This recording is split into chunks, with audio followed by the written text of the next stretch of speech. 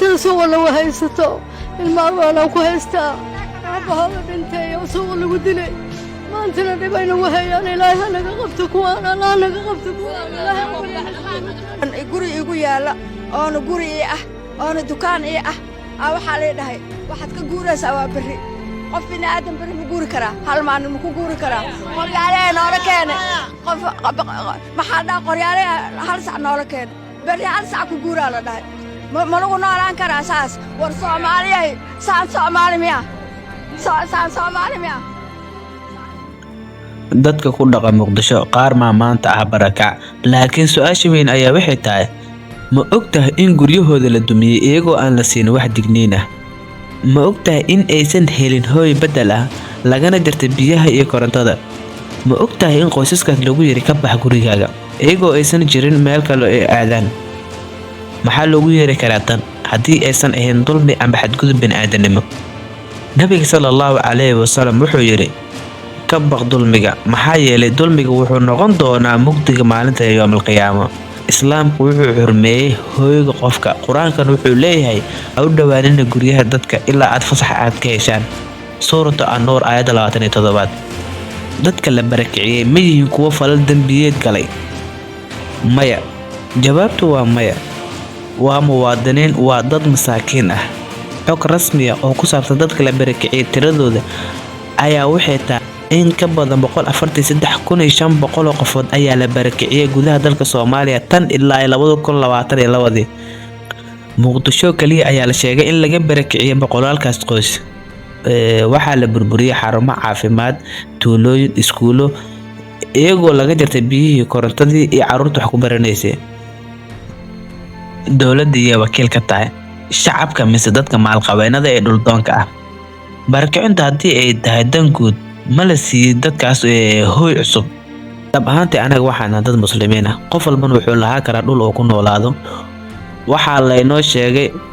qofka muslimka ah ma ahan in gurigiisa looga soo saaro si dulmi ah dhanka kale markii aan ka fiiriyo sanadkii 2023 qiyaastii 100,907 qofood ayaa si qasab ah looga raray guryahoodii gudaha magaalada Muqdisho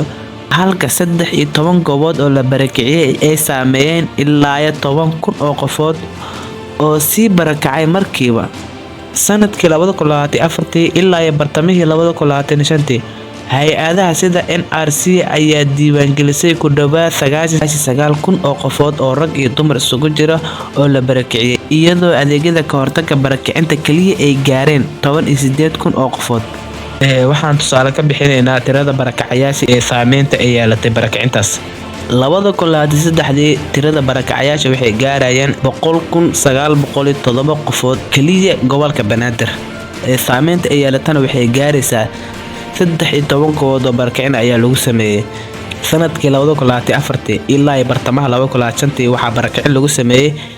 in ka badan 99,000 oo qofood kaliya 18,000 ayaa helay karkaari kortag si dawladda iyo shacabka ay u kala badbaadaan barakicintaas maxaa la sameyn karaa in la sameeyo diiwaangelin rasmi ah magdhowna la siiyo dadkii laga raray dhulkoodii sidoo kalena la diyaariyo hooy xalin karo noloshooda taasina waa barakicin la ogol yahay sharci ahaan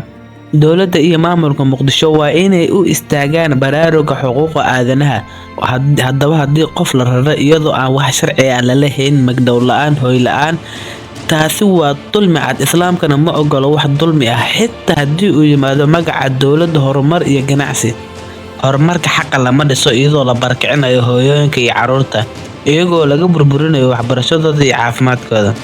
haddaba dawladda federaalka iyo maamulka gobolka Banaadir dadka aad barakicinaysaa weligood ma helin sharci sax ah ha ugu darin culays kale ganacsatada iyo maalgashatada maalgelintu waa muhiim laakiin ma ahan in lagu burburiyo nolol dad dan yar ah waa waajib inaga saaran inaan difaacno kuwa la barakiciyay haddii la rabo horumar